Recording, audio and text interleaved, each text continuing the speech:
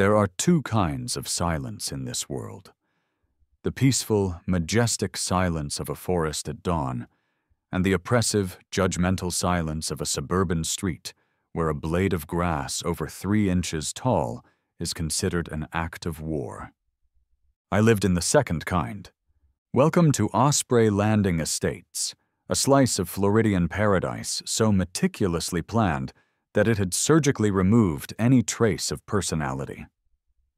The houses were all painted in one of 3 approved shades of beige: aggressive almond, passive putty, or my personal favorite, confrontational cream. The lawns were greener than a leprechaun's tuxedo, and the mailboxes stood at attention with military precision.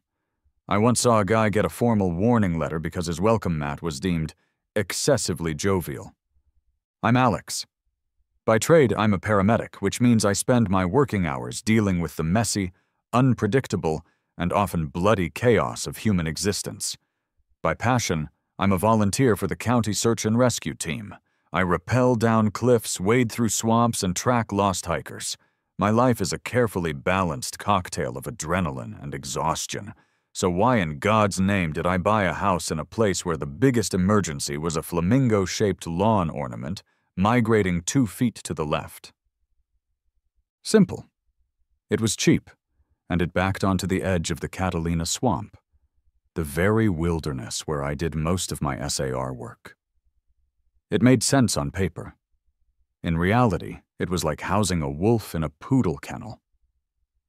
I was just coming off a grueling 24-hour shift. My spine felt like a bag of loose screws, my uniform smelled of stale coffee and antiseptic wipes, and my brain was running on fumes. All I wanted was to crawl into a dark room and hibernate for a week. As I pulled my sensible, decade-old pickup truck into my driveway, a vehicle that screamed functional in a neighborhood that only spoke luxury, I saw it. It wasn't a bomb. It wasn't a subpoena. It was worse. It was a crisp, cream-colored envelope, taped perfectly square in the center of my front door. The paper was thick, expensive, and radiated an aura of self-importance. I knew, with the certainty of a man who has seen 1,000 bad things happen, that this was from the Homeowners Association. I peeled it off my door, the tape making a sound that was far too loud in the crushing silence. Inside, the letter was a masterpiece of corporate passive aggression, printed in a stern-looking font that probably had a name like Times New Tyrant. To the resident of 112 Mockingbird Lane, it has come to the attention of the Osprey Landing Estates Homeowners Association, Architectural Review Committee, that construction has commenced on your property without prior authorization.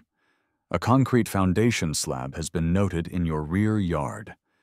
This constitutes a clear violation of HOA Bylaw 74, Section C, Paragraph 2. All external structures, permanent or temporary, including but not limited to sheds, gazebos, pergolas, and decorative rock formations, must be submitted for and granted pre-approval by the Architectural Review Committee before any work, including foundational preparations, may begin. All work must cease and desist immediately. You are hereby ordered to submit a formal proposal and halt all activity pending review. Failure to comply will result in penalties as outlined in the HOA Charter. Sincerely, Carol Beacon, President, Osprey Landing Estates HOA, Chairwoman, Architectural Review Committee. Architectural Review Committee, I muttered to the empty air. That sounds suspiciously like 3 bored retirees with a color wheel and a grudge. And let me guess who's the chairwoman. Carol Beacon. I'd never met her, but I'd heard the legends from my one friendly neighbor, a chilled-out retiree named Stan. He spoke of her in the hushed tones usually reserved for Category 5 hurricanes or IRS audits. She was the alpha and the omega of Osprey Landing, the guardian of beige, the arbiter of lawn height. I looked at the letter. I looked at the freshly poured concrete slab in my backyard, glinting innocently in the afternoon sun. It was the future home of a small, desperately needed shed. A shed for my gear. My life-saving, county-owned, very expensive SR gear. I did what any sane, exhausted man would do. I crumpled the letter into a tight ball, slam-dunked it into the kitchen trash can, and decided this was a problem for future Alex. Future Alex was better rested and more caffeinated. Present Alex was going to have a beer and a very long nap. It was a declaration of war. I just didn't know it yet. The next morning, future Alex, now present Alex, fueled by 2 cups of coffee and a sense of righteous indignation, was regretting his previous day's inaction. The regret deepened with the arrival of a beat-up Ford F-150 that chugged down my street like a mechanical dragon, its rattling engine an open insult to the neighborhood's serenity. Out hopped Dave and Gary, the contractors I'd hired. Dave was a whirlwind of motion and words, a man who looked like he'd been born with a tool belt on and a half-finished story in his mouth. Gary was his polar opposite, a large, silent man who moved with the slow, deliberate pace of a tectonic plate and communicated primarily through grunts and the occasional, surprisingly profound one-liner. "Morning, Alex," Dave boomed, his voice shattering the fragile peace of the cul-de-sac. He clapped me on the shoulder hard enough to realign my vertebrae. "Ready to build this thing? We got the good lumber. None of that particle board garbage." "Morning, guys," I said, handing them bottles of water. "I hit a small snag yesterday. Got a little love note from the HOA. Dave took the crumpled letter I'd rescued from the trash, smoothed it out on the hood of his truck, and read it. He let out a low whistle. Architectural Review Committee. Oof, that's the big one. These guys don't play. "I'm building a secure storage unit for emergency equipment," I explained, gesturing to the slab. "It's not a tiki bar. I need it to be hurricane-proof. You know, reinforced concrete, steel strapping, the works. I've got about 50 grand worth of county-owned radios, medical supplies, and climbing gear that I'd rather not see flying into the next zip code during a storm." Dave's eyes lit up. "Hurricane-proof? Oh, you want the whole shebang? Buddy, after we're done, if a Cat 5 comes through, this shed and the cockroaches will be the only things left standing on this block. I love it." Gary, who had been silently surveying the neighboring house with its pair of perfectly placed pink flamingos, finally spoke. "Pink flamingos," he rumbled. Dave nodded sagely. "Gary, we talked about this. In a place like this, they're called lawn adornments, and I'll bet my sawzall they're not on the approved list." Just as they were unloading the first stack of lumber, a new sound joined the symphony of the suburbs. It was a high-pitched electric whine, growing steadily closer. A golf cart, gleaming white and utterly spotless, glided to a halt at the edge of my lawn. It was her, Carol Beacon. She didn't get out. She just sat there, behind the wheel, clipboard resting on her lap, a white visor pulled low over her eyes. She radiated an authority so absolute it was almost comical. I sighed and walked over, pasting what I hoped was a friendly, non-threatening smile on my face. "Morning," I said. "Beautiful day for enforcing suburban tyranny, isn't it?" Her eyes, cold and assessing, swept over me, my contractors, and the pile of lumber before landing on the concrete slab with utter disdain. "Excuse me," she said, her voice as crisp as the letter. "Excuse me. I am Carol Beacon, president of the Homeowners Association." "Alex," I replied. "I got your love note. Look, it's a shed for my garden gnomes. They get chilly." My attempt at humor landed with a thud. Carol was a black hole for comedy. "This project was not approved," she stated, "not as an opinion, but as an immutable fact of the universe. I sent you a letter. All work must cease immediately. You are in violation." "Right, I get that," I said, trying to maintain a reasonable tone. But this isn't just a shed. I'm a volunteer with County Search and Rescue. This is for storing official emergency equipment. You know, for saving people's lives? It's a public service. I figured the HOA would be all for, public safety. She actually scoffed. It was a small, sharp sound, like a bird chipping a piece of granite. The bylaws are for the safety and aesthetic integrity of everyone. Unapproved structures lower property values. It's an eyesore. Cease and desist, or you will be fined. Daily. It's not even built yet. How can it be an eyesore? The potential for it to be an eyesore is enough, she declared. The rules are the rules.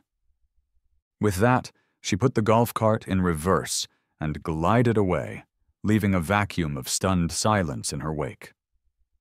I stood there, fuming, watching her disappear around the corner. Dave walked up and clapped me on the shoulder again. "Yikes," he said, his usual cheerfulness momentarily gone. "That woman looks like she'd measure your grass with a micrometer and fine you for the clippings." "So, what's the plan?" Gary asked, his first full sentence of the day. I looked at the slab, then at the pile of lumber, and then in the direction Carol had gone. "The plan," I said, a new, dangerous sense of resolve hardening in my gut, "is we keep building." The war had officially been declared. My first strategy was diplomacy. In hindsight, trying to reason with Carol Beacon was like trying to teach a shark to be a vegetarian. It was a noble idea, doomed from the start. I spent an evening putting together a professional proposal. I printed the blueprints for the shed, which was a modest 8x10 design. I included a detailed list of materials, emphasizing the high-quality, hurricane-proof construction. The pièce de résistance was a formal, signed letter from my SAR captain, a man named Frank, explaining the critical need for me to have my gear ready for immediate deployment. The letter used impressive words like rapid response protocol and essential assets. I figured that would do it. I was armed with logic, reason, and official letterhead. I was an idiot. The monthly HOA meeting was held in the community center's multi-purpose room, a place that sucked the joy out of everything that entered it. The air was thick with the smell of stale coffee and quiet desperation. The room was arranged with cheap folding chairs facing a long table at the front, where Carol sat, flanked by two other board members who looked like they'd been taken hostage. Let's call them Scared Bob and Nervous Brenda. The meeting began, and it was a masterclass in petty tyranny. An hour was spent debating the aggressive hue of a resident's new front door. It was maroon. Another 30 minutes were devoted to a PowerPoint presentation Carol had prepared on the proper, approved methods for hiding trash receptacles from street view.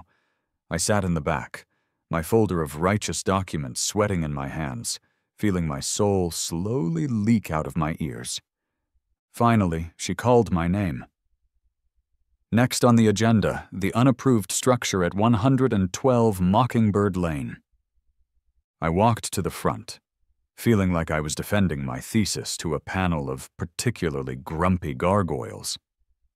I presented my case calmly and rationally. I handed out copies of my proposal. I explained my role with SAR. I read Captain Frank's letter aloud. I thought I nailed it. When I finished, there was a heavy silence. Scared Bob looked at the floor. Nervous. Brenda fiddled with a pen. Carol hadn't even glanced at the papers I gave her. She just stared at me, a faint, triumphant smirk playing on her lips. "Mr. Thompson," she began, using my last name like a weapon. "While your hobby is noted, the bylaws are clear. We cannot make exceptions. An exception for you opens the floodgates. What's next? People running businesses from their homes? Parking commercial vehicles on our pristine streets?"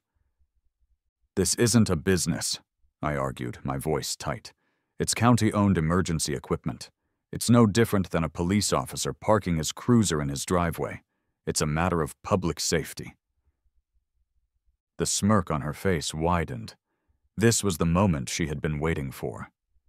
"Actually," she said, savoring every word, Bylaw 42, Section F, Paragraph 3, prohibits the overnight parking of marked commercial or municipal vehicles. We had Officer Henderson move his patrol car 2 years ago. He now parks it at the fire station a mile away. The rules, Mr. Thompson, apply to everyone. Equally." I stared at her, dumbfounded. The sheer, weaponized pettiness of it was breathtaking. She would inconvenience a police officer, delay his response time, just to keep a marked car off her perfect street. The logic centers of my brain fizzled and died. All that was left was pure, unadulterated sarcasm. "So let me get this straight," I said, my voice dangerously calm. "You'd rather a child stay lost in the swamp for an extra hour while I drive to a central depot to get my gear than have my property values dip by a theoretical 0.1% because of a professionally built, beige-colored shed? Did I get that right? I just want to make sure I understand the moral landscape we're operating in here. You could have heard a pin drop." Then, a collective gasp from the dozen or so residents in attendance. Scared Bob looked like he was about to have a stroke. Nervous Brenda actually ducked. I had just committed the ultimate sin of Osprey Landing. I had been rude. Carol's eyes narrowed to slits. She banged a small wooden gavel on the table, the sound cracking through the tension. "Your proposal is denied. You will be fined $100 for every day the construction continues, and another $50 for your outburst. This meeting is adjourned."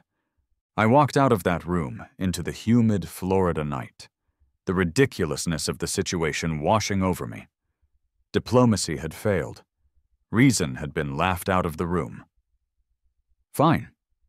If Carol Beacon wanted a war of attrition, she was about to get one. The next morning, my phone call to Dave was short and sweet. "Morning, gentlemen," I said when he picked up. "I have an update from HOA headquarters.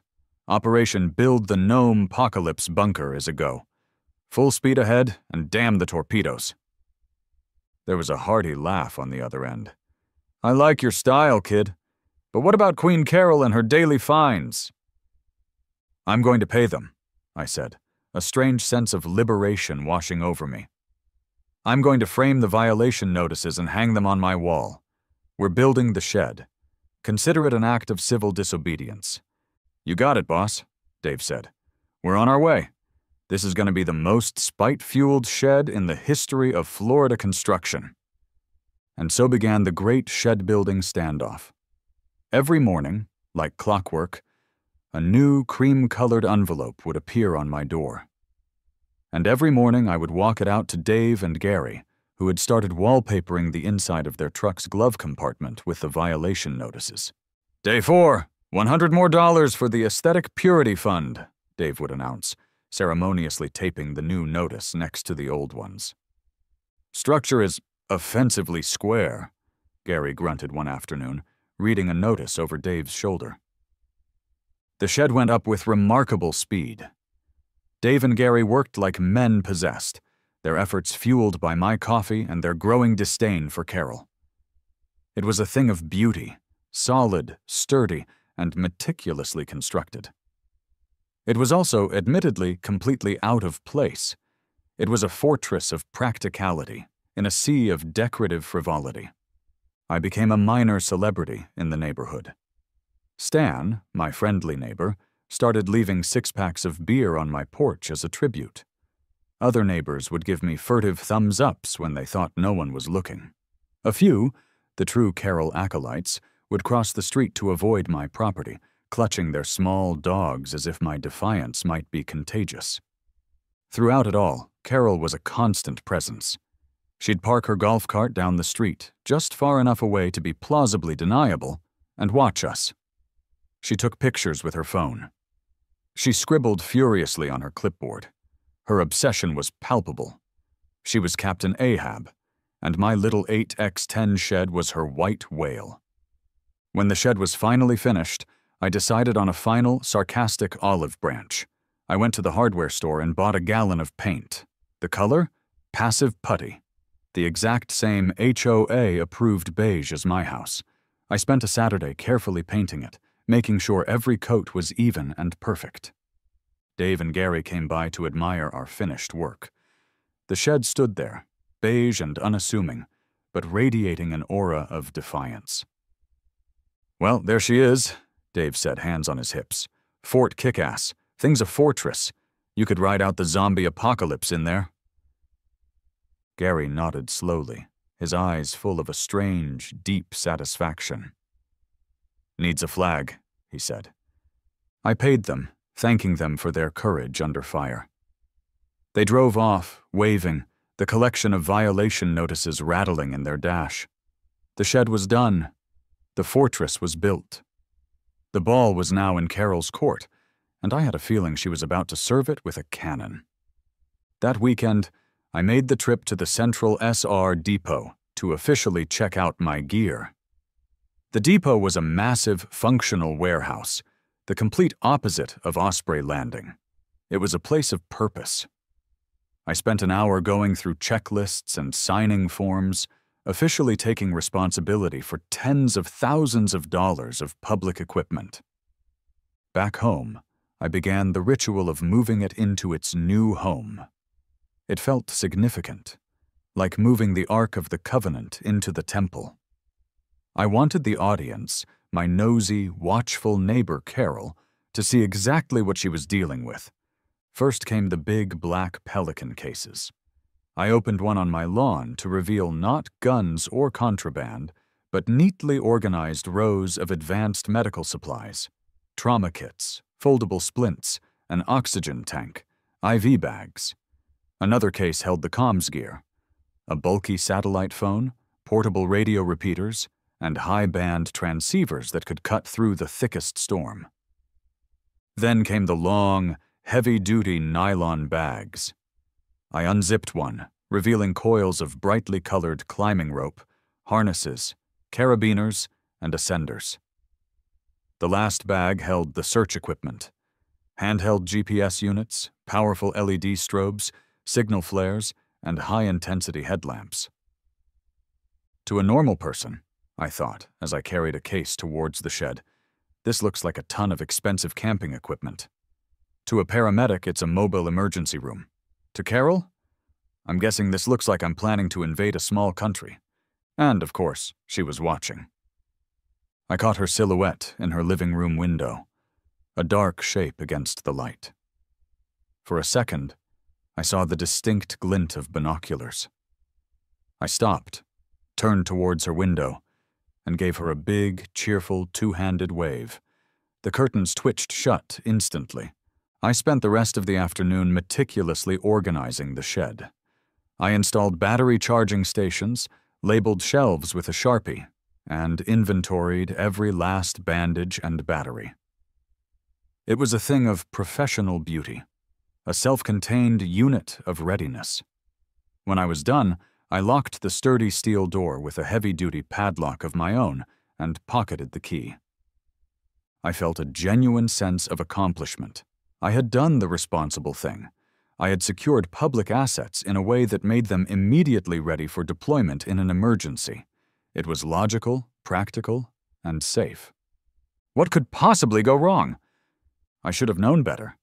In a world run by Carols, logic is the first casualty. I went out for a few hours to grab groceries and decompress. The air was thick and heavy, the sky a bruised purple gray. The weather forecast on the car radio was getting serious, talking about a massive squall line that had unexpectedly intensified offshore. It was now projected to make landfall as a tropical storm sometime after midnight. Classic Florida. When I turned back onto my street, I knew something was wrong. The oppressive silence was broken by the low hum of an electric motor. It wasn't Carol's pristine white cart. This one was a dingier model with a small, pathetic-looking amber flashing light on its roof. The words, "Osprey Landing Security," were stenciled on the side. My stomach clenched. I parked and walked into my backyard. and then I saw it. It was a monstrosity, an abomination. Wrapped around the handles of my brand-new, beige, hurricane-proof shed was a length of thick, greasy, industrial-grade chain. It was looped through the handles and around the door frame multiple times, pulled taut and secured with a comically large, bright orange padlock. It was the kind of lock you'd use to secure a shipping container, not a garden shed. Plastered over the door, held on by an excessive amount of packing tape, was a huge laminated sign, the letters printed in an angry, blood-red font. Notice of seizure. Property impounded by order of the Osprey Landing Estates HOA. Violation of bylaws. 74, 112, hazardous materials, and 203, nuisance activity. This structure is illegal. Do not attempt to remove this lock. Trespassers will be prosecuted to the fullest extent of the law. Standing beside this monstrosity, with her arms crossed and a look of ultimate triumph on her face, was Carol. Beside her stood the security guard, a pimply teenager in a uniform 2 sizes too big. He looked like he'd peaked in life the day they gave him a golf cart and a walkie-talkie. I stopped and stared, my brain trying to process the sheer audacity. The grocery bag slipped from my grasp, and a carton of eggs splattered on the patio. "Carol," I said, my voice dangerously calm. "What is this?" "This is what happens when you ignore the rules, young man," she announced, her voice ringing with vindication. "We have impounded this illegal structure and its contents pending a formal hearing and its removal. I saw you loading hazardous materials into it. Flares, compressed gas canisters. It's a danger to the entire community." "You've impounded my shed?" I asked, my voice rising with disbelief. "On my property? With a 50-cent security guard who looks like he's about to ask me for my hall pass?" "Hey," the guard chirped, his voice cracking. "I have a taser."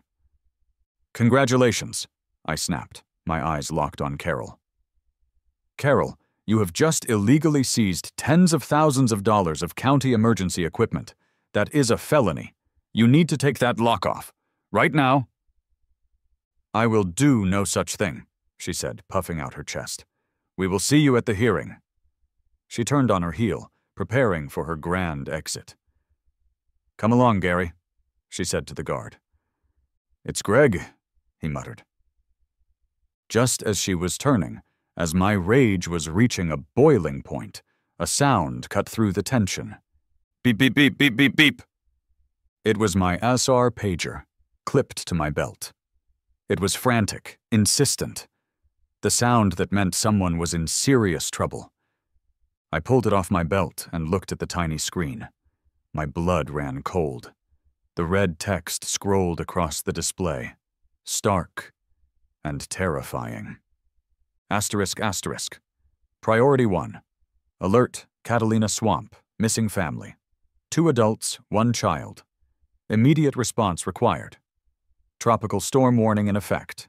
Asterisk, asterisk. I looked from the pager to the massive orange lock on my shed. I looked at Carol's smug, retreating back. The world seemed to slow down. A child was missing. A storm was coming.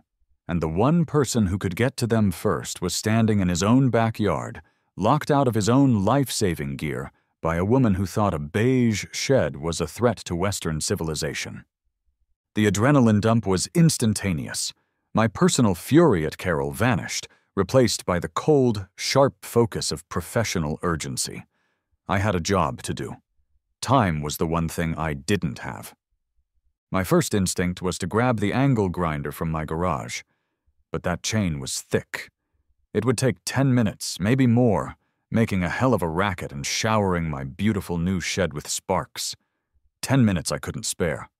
A 10-minute delay could be the difference between finding a family huddled and shivering and finding something much worse.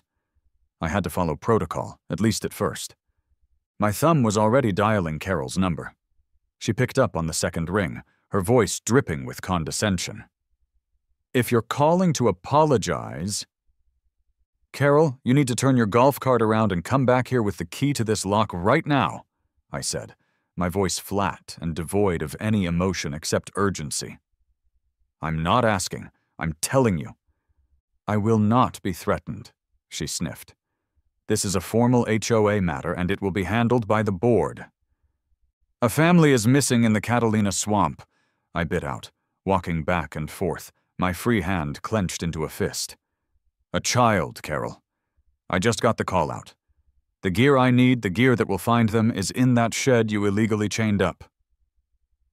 There was a pause. For a fleeting second, I hoped, that a sliver of human decency might penetrate her cast-iron certainty. I was wrong. I'm sure the authorities have other resources, she said coolly. Your personal situation is not the HOA's concern. The rules are... Click. She hung up on me. For a solid 5 seconds, I just stared at my phone, a soundless roar of pure rage building in my chest. I took a deep, shuddering breath and dialed the next number on the chain of command. County SR Dispatch, what is your emergency? A calm, professional voice answered. This is SAR 7, Alex Thompson, I said, forcing my voice to remain steady. I have received the Priority 1 alert for the Catalina swamp. I am at my residence, but I have a problem. My primary gear is inaccessible. Define inaccessible, SAR 7, the dispatcher said, her tone shifting slightly. I closed my eyes. This was going to sound insane. My equipment has been, illegally seized and impounded by my homeowners association president. The silence on the other end of the line was profound. I could hear the faint murmur of other dispatchers in the background, a radio crackling. Finally, she spoke again. SAR 7, please repeat that transmission. Your signal broke up. It sounded like you said your HOA took your rescue gear. You heard me right, I said, the words tasting like ash. A civilian has taken possession of and locked up county assets during a Level 1 emergency activation. I repeat, my gear is impounded by my HOA. Another pause, longer this time. I heard her say, patch me through to the IC now. The line clicked. A new voice came on, and this one was different. It was low, gravelly, and radiated a complete lack of patience. It was Sheriff Brody. I knew him well. We'd shared coffee at 3 a.m. on more than one grim search. He was a good man, and an absolutely terrifying one when things went wrong. Brody, he barked. This better be good, son. We're trying to find a little girl out here before this storm hits. Sheriff, it's Alex, I said, my heart pounding. I'm at my house in Osprey Landing. I'm the closest unit with the advanced comms package and the Swiftwater gear. I know who you are, Thompson. Why aren't you rolling? I took a deep breath. Sir, the president of my homeowners association has physically locked my gear shed with a chain and is refusing to allow me access. Silence. Not a normal silence, but a deep, terrifying void of sound. It was the kind of silence that precedes either a nuclear launch or a tectonic shift. Sheriff? I ventured. Alex? Brody's voice came back, now dangerously soft. You tell me the name of this individual. Carol Beacon, sir. Carol Beacon, he repeated slowly, as if committing the name to memory for a future reckoning. Okay. You stay right where you are. I'm going to solve your problem. Do not engage with this woman further. Do not try to cut the lock. A unit is on its way to you. ETA. 2 minutes. A unit? I asked, confused. Sir, with all due respect, if you can just authorize me to use an angle grinder... Son, Sheriff Brody interrupted, his voice like grinding stone. When a civilian unlawfully interferes with a life-or-death emergency operation, we don't bring bolt cutters. We bring the whole damn toolbox. Stay put. Click. The line went dead. I stood there, in my backyard, phone in hand, utterly bewildered. 2 minutes? A patrol car couldn't get through the suburban maze of Osprey Landing in 2 minutes. What on earth was he sending? I looked over at Carol's house. She was standing on her perfectly manicured lawn, arms crossed, watching me. Her expression was one of pure, unadulterated smugness. She thought she had won. She had no idea what was coming. 1 minute and 45 seconds later, I heard it. It started as a low, guttural rumble. A vibration I felt more in the soles of my feet than in my ears. It was a sound completely alien to this neighborhood. A sound that didn't belong among the gentle hum of air conditioners and the chirping of birds. The pimply security guard, Greg, who was still loitering near my property line, heard it too. His head snapped up, his face a mask of confusion. Carol frowned, her smugness momentarily faltering. The rumble grew louder, deeper, resolving into the sound of a massive diesel engine and the crunch of heavy tires on pristine asphalt. It was coming down my street, and it was coming fast. Then it appeared. It wasn't a patrol car, it wasn't an ambulance. It was a 10-ton dark green military-grade armored vehicle, a Lenco Bearcat. It was a rolling fortress, a battering ram on wheels, the kind of thing you see on the news outside a bank siege or a drug bust. It filled the entire width of the street, its blacked-out windows giving it the appearance of a giant, angry insect. It didn't slow down gracefully. It charged down the quiet, manicured lane and came to an abrupt, hissing stop directly in front of my house. Its powerful engine idled with a ground-shaking thrum that made my windows vibrate. The meticulously cultivated petunias in my neighbor's flower bed trembled. I looked over at Carol. Her jaw was on the floor. Her face, which had been a mask of smug victory moments before, had gone chalk white. The clipboard she was holding slipped from her fingers and clattered onto the concrete path. The silence was broken by the hydraulic hiss and heavy clank of the Bearcat's rear doors swinging open. 4 deputies in full tactical gear, helmets, vests, the whole 9 yards, hopped out with practiced efficiency. They weren't moving for a raid, just with the standard urgency that came with using the vehicle. Following them, looking deeply apologetic and utterly stressed, was a young patrolman I recognized as Officer Ramirez. He was the local beat cop, and in his hand he was holding the biggest pair of bolt cutters I had ever seen. They looked like the jaws of a prehistoric reptile. The deputies fanned out, securing the scene, which was my front lawn. Officer Ramirez walked towards me, pointedly ignoring Carol, who was now sputtering, trying to form words. "Alex," Ramirez said, his voice a masterpiece of professional understatement. "Sheriff Brody sent us. He said you were having some trouble getting to work." I let out a shaky breath that was half laugh, half sob. "You could say that, Ramirez. The problem's in the back." He nodded grimly. As 2 of the tactical deputies flanked us, we walked into my backyard. Carol and the now terrified security guard trailed behind us. Ramirez took one look at the industrial chain and the giant orange lock. He took another look at Carol, who had found her voice. "What is the meaning of this?" she shrieked, pointing a trembling finger at the deputy.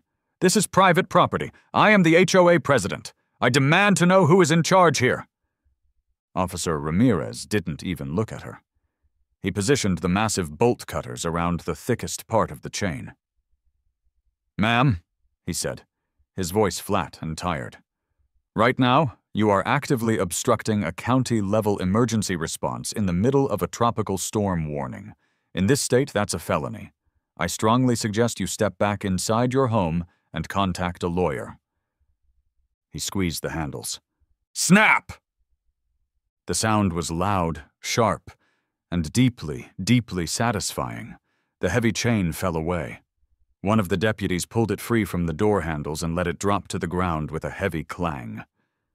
I didn't waste a second. I yanked the shed door open and plunged into the organized darkness inside. My hands found what they needed immediately: the comms pack, the swiftwater rescue bag, the primary medical kit. The deputies, understanding the urgency without a word being spoken, helped me carry the heavy gear, moving with a speed and purpose that was breathtaking. We practically ran to my truck. I threw the gear in the back, slammed the tailgate shut, and jumped into the driver's seat. I gave Ramirez a quick, grateful nod through the window. He tipped his head in response. I turned the key, my engine roaring to life. I didn't bother backing out. I drove over my own lawn, leaving 2 muddy tracks in the perfect grass, and peeled out onto the street. As I sped away, I glanced in my rearview mirror. It was a scene of beautiful, beautiful chaos. The Bearcat was still parked in the middle of the road, a 10-ton middle finger to the entire concept of the Osprey Landing Estates HOA. Officer Ramirez was formally handing a piece of paper, a summons, I hoped, to a ghostly white Carol Beacon, who looked like she might faint. The rescue couldn't wait. The storm was coming. And thanks to Sheriff Brody's very big toolbox, I was finally on my way. The moment my truck hit the main road, and I was clear of Osprey Landing's oppressive beigeness, my brain switched modes. The snarky put-upon homeowner vanished. SAR 7, the paramedic and rescue tech, took over. The tonal shift was jarring, even for me. The humor and absurdity of the last hour evaporated, replaced by the cold, hard reality of the pager's message. Missing family. 1 child.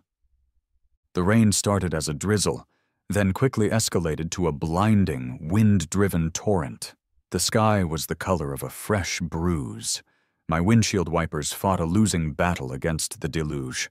On the radio, dispatch was a calm voice in the storm, coordinating units, relaying information. SAR 7, what's your ETA to the rendezvous point? Dispatch, SR 7, approximately 10 minutes. I'm approaching the park entrance now. What's the latest? Last confirmed sighting was a family of 3. Mother, father, 9-year-old daughter, near the Black Creek trailhead 4 hours ago. Their car is still in the lot. Cell phones are going straight to voicemail. We're losing daylight fast. I pulled into the muddy parking lot at the edge of the Catalina Swamp. 2 other sheriff's vehicles were already there, their lights cutting strobing patterns into the rain. I jumped out, the wind nearly tearing the truck door from my hand. This was where Carol's foolishness could have had fatal consequences. The Catalina Swamp was notorious for being a communications dead zone. Standard radios were useless a half-mile in. But I had the comms pack. I grabbed the heavy Pelican case, opened it on my tailgate, and began setting up the portable repeater. Within minutes, I had established a clear, high-band link between the search teams on the ground and the incident command post. What was once a series of isolated units was now a coordinated team. That was step 1. Next came the search. Armed with high-intensity lighting that cut through the gloom and a GPS unit slaved to the command post, I plunged into the swamp. The trail was already underwater in most places, the wind howling through the cypress trees. It was treacherous, disorienting work. For 2 hours, we swept our designated sectors, calling out, listening for any response over the roar of the storm. Nothing. Doubt begins to creep in on searches like this. A cold, heavy feeling that settles in your gut. But you push it down. You focus on the process. Left foot, right foot, scan left, scan right, call out, listen, repeat. It was my specialized gear that made the difference. The command post was using thermal imaging from a drone, but the dense canopy and heavy rain were making it difficult. They caught a faint, intermittent heat signature deep in a ravine, far off the main trail. They couldn't be sure what it was. I was the closest unit. SAR 7, we need you to verify a possible target. Sending you the coordinates now. The coordinates popped up on my GPS. It was a brutal half-mile hike through thick mud and tangled roots. When I got there, I used the equipment that had been locked in my shed, a directional microphone. I pointed it towards the ravine, filtering out the sound of the wind and rain. And I heard it. Faint but unmistakable. A woman's voice calling for help. Adrenaline surged through me. "Dispatch, I have voice contact. Moving to their position now." I had to rappel down a slick rock face, using the ropes and harness from my bag. At the bottom, huddled under a small rock ledge that offered minimal protection from the elements, I found them. A mother and father, soaked and shivering, holding their daughter between them. She was crying, her small face pale with pain and fear. Her arm was bent at an unnatural angle. The hero stuff isn't like in the movies. There's no dramatic music, it's just quiet competence. I switched from SAR tech to paramedic. "Hi there," I said, my voice calm and steady. "My name is Alex. I'm here to help. What's your name?" "Lily," the little girl whispered. "Okay, Lily. That's a beautiful name. I'm going to take a look at your arm, all right? It's going to be okay." I got to work. I splinted her arm, wrapping it securely. I pulled out thermal blankets from my pack and wrapped all three of them, fighting back the onset of hypothermia. I gave them water and energy bars. And through it all, I kept talking to them, reassuring them, using my radio to coordinate the airlift that would pluck them from the swamp. An hour later, as I watched the rescue helicopter's basket ascend into the stormy sky with the family safely inside, the exhaustion hit me like a physical blow. Sheriff Brody's voice crackled over my radio, clear as a bell thanks to my repeater. "Good work, SAR 7, damn good work." I didn't have the energy to reply. I just leaned against a cypress tree, the rain washing over me, and felt the profound relief that only comes after you've snatched someone back from the brink.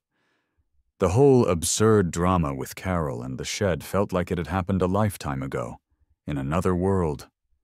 This was the real world, and out here, the rules were much, much simpler. I didn't get home until after sunrise the next day.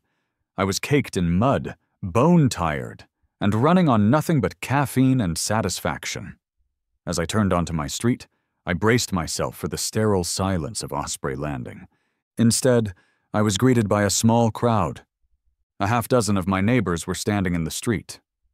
When I pulled into my driveway and killed the engine, they actually applauded. It was a scattered, awkward, but genuine round of applause. My friendly neighbor, Stan, walked over, holding out a six-pack of beer like a trophy. "You're a legend, man," he said, grinning from ear to ear. "The whole neighborhood's talking about it. The armored truck, the cops. It was the most exciting thing to happen here since they put in the new speed bumps." Leaning against my garage, looking immensely proud, were Dave and Gary. They must have heard the news through the grapevine. "An armored van!" Dave boomed, slapping me on the back. "A freaking bearcat! Kid, you don't mess around. I told my wife, I said, that Alex, he's got style. We're putting a plaque on that shed, site of the Battle of Beacon's Folly 2025. Gary nodded his slow, deliberate nod. "Told you it needed a flag," he rumbled. He was holding a small American flag on a wooden stick. He walked over to the shed and planted it firmly in the flower bed next to the door. It looked perfect. The fallout for Carol was swift and glorious.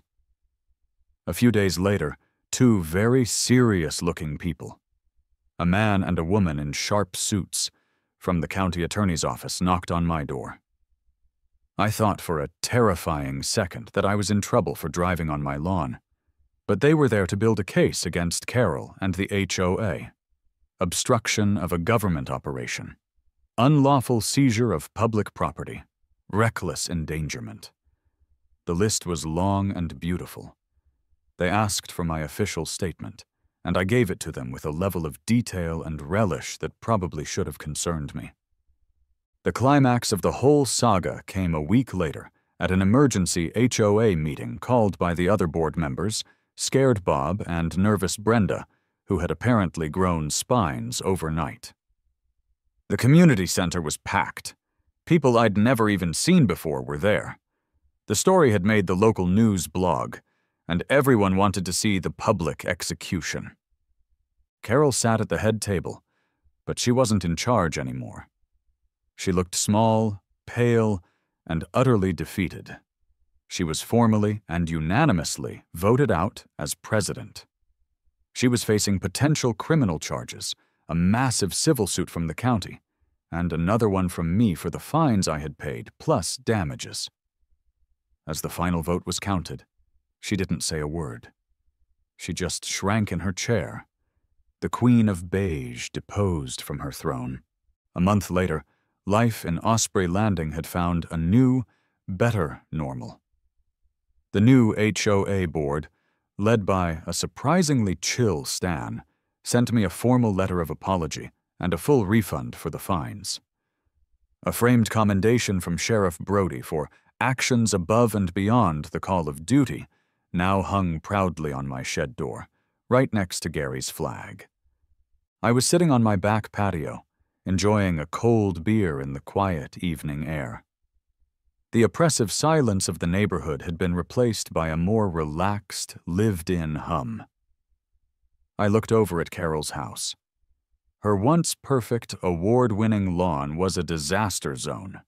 A crew of county workers was in the middle of a massive project, digging a deep trench right across her yard to repair a city water main. A huge, noisy jackhammer was tearing up the pristine sod she had guarded so fiercely.